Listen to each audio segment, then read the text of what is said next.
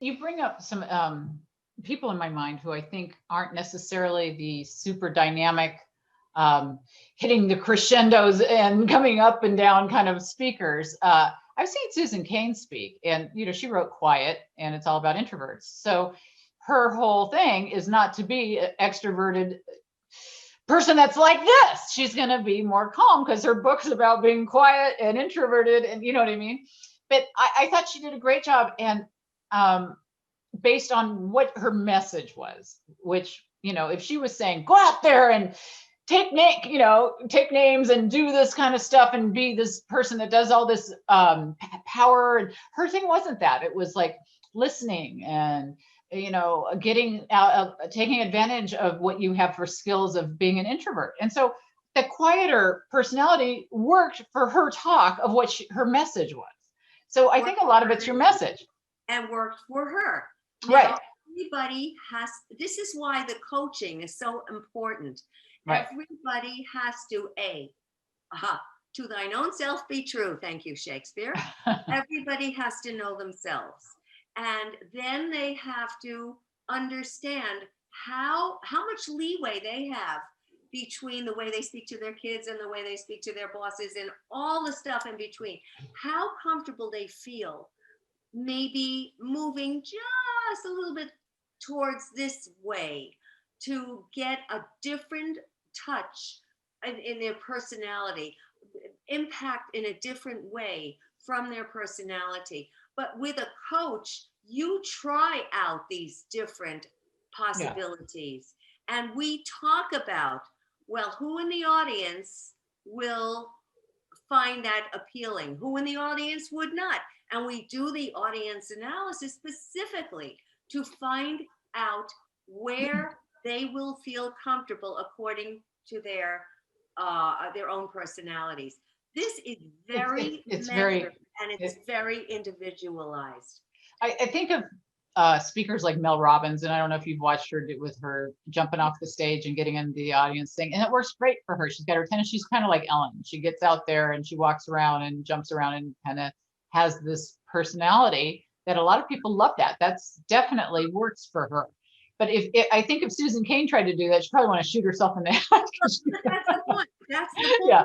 And I have trained speakers bureaus for various companies. And for one company, I was in there for years training their speakers bureau.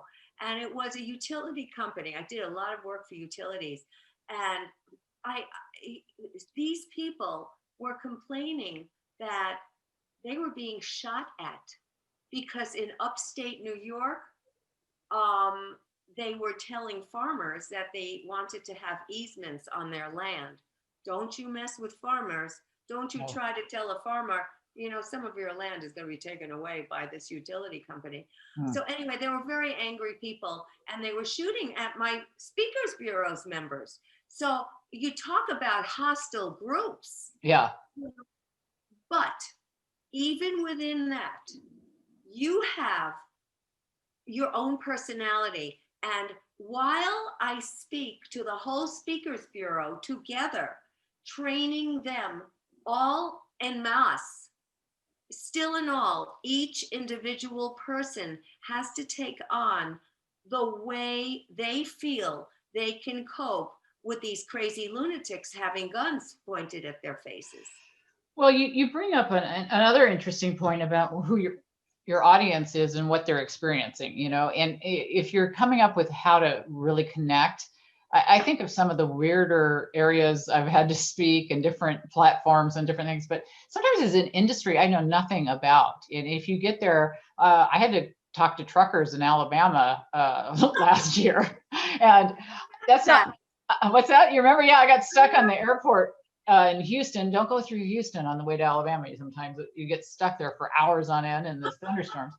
But by 2 a.m. when I got there to give my 8 a.m. speech, it worked out. But see, that's another part of it. You not only have to position yourself to understand the industry, that you never know who you're going to be speaking to in the room, and you have to learn the trucking industry if you're speaking to truckers.